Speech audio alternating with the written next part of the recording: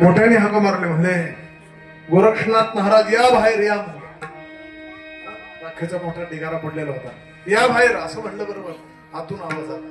आवाज असा आला की म्हणले माझ्यावर फार मोठं, आणि त्या ठिकाणी कचरा आहे, राख आहे, सगळे झालेले आहे. आणि त्या ठिकाणी असं म्हणतात, तिकडे यायचं का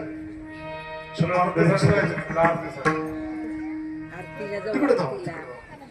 मी इथूनच सांगतो तुम्हाला पुंडलिक गोष्ट.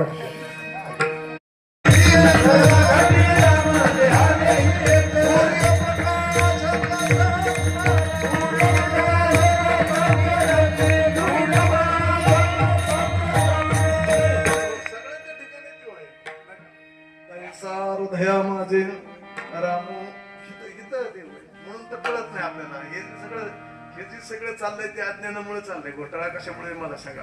आपण जीवदशेमध्ये वावरतोय, आपण स्वतःला जीव समजायला लागलो.